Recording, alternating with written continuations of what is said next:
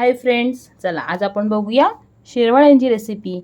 हे बघा, शिरवाळे म्हणजे आपले कोकणी नूडल्स। कशी वाटली तुम्हाला आयडिया ही? चला आपण पुढे बघूया आपली recipe. Back to a channel. आमच्या चॅनलचं नाव आहे मालवणी कट्टा। आज आम्ही बनवत आहोत आपला स्पेशल कोकणी पदार्थ, ज्याचं नाव आहे शिरवाळे। येवा मग तर खाऊक। चला आता आपण बघूया काय इन्ग्रेडियंट्स लागतात ह्या सगळ्यासाठी। हे आम्ही घेतला आहे 1 वाटी खोबरं, चिरलेलं गूळ, तांदळाचं पीठ, चवीपुरतं मीठ आणि 1 वाटी पाणी। पाणी आपल्याला लागेल त्याप्रमाणे आपण घेऊ। चला मग भेटूया पुढे। तर मग फ्रेंड्स, आपण आता आपली शिरवाळ्यांची रेसिपी स्टार्ट करूया। चला, पहिलं सर्वप्रथम गॅस पेटवून घेतलाय, असं भांडं ठेवलंय, त्यामध्ये पहिलं पाणी थोडं गरम व्हायला द्यायचं। पहिलं म्हणजे सर्वप्रथम आपले पहिलं स्टेप जी आहे त्यामध्ये आपण पीठ भागवून घेतोय, तर त्यासाठी पाणी घेतलंय। तर पाणी आपल्याला 1 वाटी पीठ आहे तर त्याप्रमाणे जरा 2 वाटी पाणी घेतलेलं आहे। त्या पाण्यामध्ये थोडं मीठ घालायचं आहे आपल्याला आता। चला मग, हे बघा थोडं मीठ घातलेलं आहे चवीप्रमाणे। आता आपण हे पाणी थोडंसं आहे बघा, तुम्हाला दिसत असेल थोडं उकळतं आहे बघा थोडं। चला आता ह्यामध्ये आपण घालूया तांदळाचं पीठ। तांदळाचं पीठ घातलेलं आहे आणि हे आता ह्या गरम पाण्यामध्ये हे पीठ आता आपण भागवणार आहोत। जसं मोदकाला आपण पीठ भागवलं जातं त्या प्रकारेच हे पीठ भागवून घ्यायचंय। आता गॅस बंद करणार।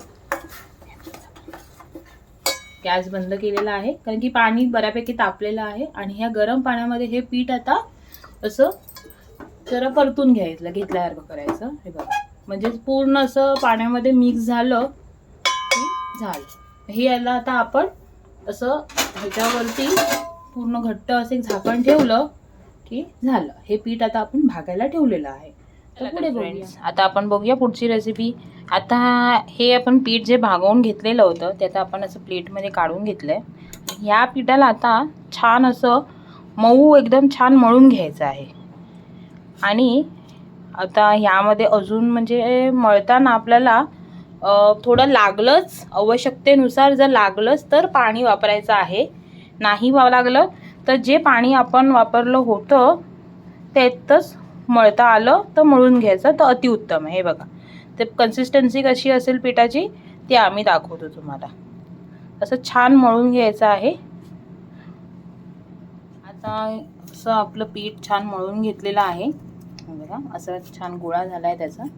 तर थोडं पिठाला थोडं आपलं तूप घेतलं आम्ही, हे तूप जरा गरम केलं आहे तर ते थोडंसं लावून घेतो।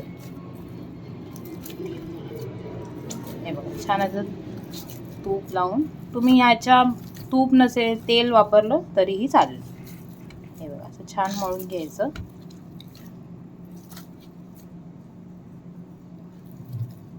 आता याचे आपल्याला असे छान गोळे करून त्याचे थोडे लांबट करायचे आहेत। हे बघा, अशा प्रकारे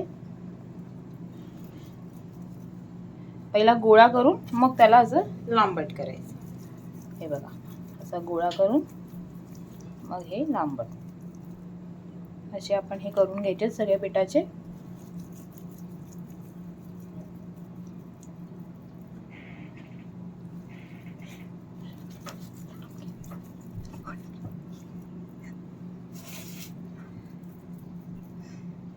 हे गोळे जे आम्ही केले तांदळाच्या पिठाचे ते असे लांबट करून ते असे ठेवले आहेत। सगळ्या पिठाचे गोळे झालेले आहेत आणि आम्ही आधीच गॅसवर पाणी ठेवलं होतं, म्हणजे पाण्याला अशी बघा असं अशी उकळ आली पाहिजे पाण्याला।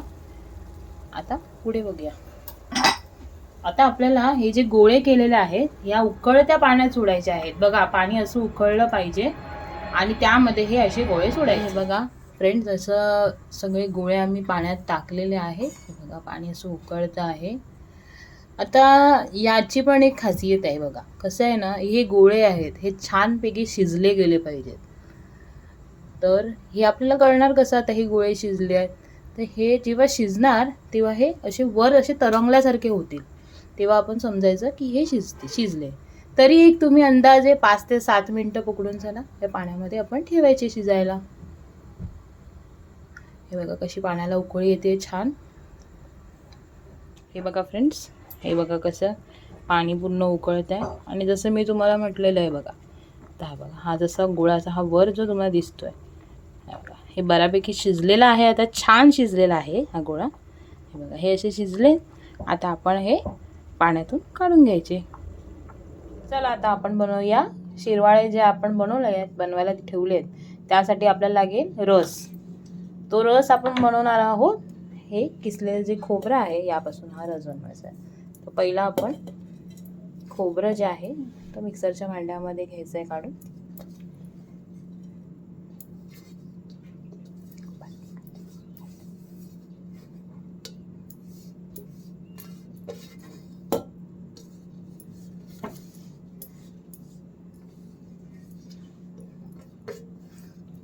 हे जे खोबरं आहे यामध्ये थोडं पाणी, म्हणजे या आपल्याला खोबऱ्याचं दूध काढायचं आहे आणि त्या दुधाचा रस बनणार आहे. चला किती इंटरेस्टिंग वाटतंय ना हे काय ना. चला बघूया पुढे. हे बघा हे आपलं खोबरं जे होतं आपण पाणी घातलेलं ते सगळं असं वाटून घेतलेलं आहे. आता आपण एका टोपामध्ये पातळ कपडा घ्यायचा आहे किंवा आपण चाळणी घेतली, गाळणी घेतली तरी चालेल. पण कसं यामध्ये आता असं घेऊन हे बघा असं हे यामध्ये कसं हे एकत्र आपण गाळू शकतो. चाळणीमध्ये कसं छोट्या ह्याच्यामध्ये आपण थोडं थोडं थोडं थोडं हे बघा असं हे दूध काढायचं खोबऱ्याचं. बघा बघा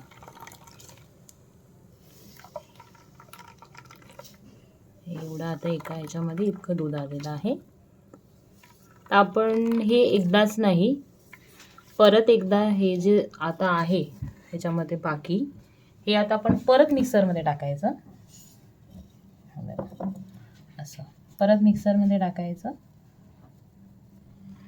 आणि यामध्ये आपण थोडं पाणी घालून परत जरी वाटलं आणि परत त्याचं दूध काढलं तरीही चालेल. आता आपण पुढचं बघूया. आता हे दूध काढून घेतलेलं आहे.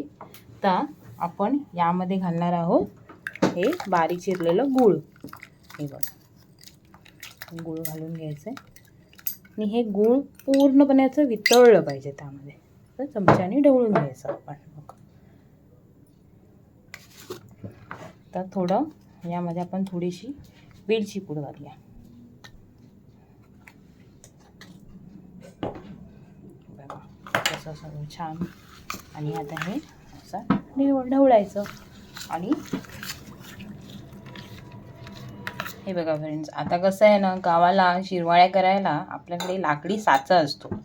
आता मुंबईमध्ये कुठे आहे. चला मग आपलं वापरूया चकलीचं भांडं. हे बघा मोठे शेव, जाड शेव जे आपण पाडतो त्याच तो साचा घेतलेला आहे. आणि हे आपलं चकलीचं भांडं. हे आपले गोळे आहेत ना, हे गरम गरमच आहेत आता, म्हणजे पाण्यातून काढलेले. हे असे ह्याच्यात टाकायचे. बघा दिसतंय तुम्हाला नाही, बघा वाफा येताना दिसत दिसतील. असं भांडं फक्त लावून घ्यायचं. तर आता कसं आहे ना, आपल्याकडे केळीचं पान तर सध्या अवेलेबल नाही आहे. गावी कसं केळीचं पान आपल्याकडे झाडं भरपूर असतात, केळीची बाग असते. तर कधी आपलं वाटलं पान काढून घेऊन आलो. मुंबईमध्ये नाही आहे तशा सोयी. तर आपण हे आर्टिफिशियल केळीचं पान म्हणू शकतो याला. तर यामध्ये आपण आपल्या शिरवाळ्या पाडून घेऊया. हे बघा बघा तुम्हाला दिसत आहेत की नाही छान.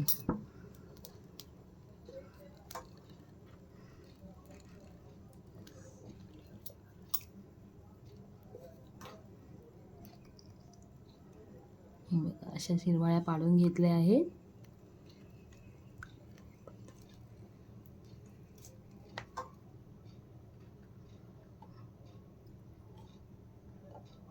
हे बघा अशा शिरवाळ्या पाडलेल्या आहेत आपल्या. या बघा आता यासोबत आपलं येणार आहे खोबऱ्याचं दूध. हा जो रस आहे हा असा शिरवाळ्यांवर घालायचा. मला तर आता थांबवत नाही आहे टेस्ट करण्यासाठी. माझा सगळ्यात आवडता पदार्थ आहे हा. या मग सगळ्यांनी खायला शिरवाळे. कशी वाटली आमची रेसिपी नक्की सांगा. आमच्या व्हिडिओला लाईक करा, शेअर करा, सबस्क्राईब करा आमच्या चॅनलला. Thank you friends, bye. भेटूया आपण आता पुढच्या रेसिपीमध्ये. ह्या बघा शिरवाळ्या.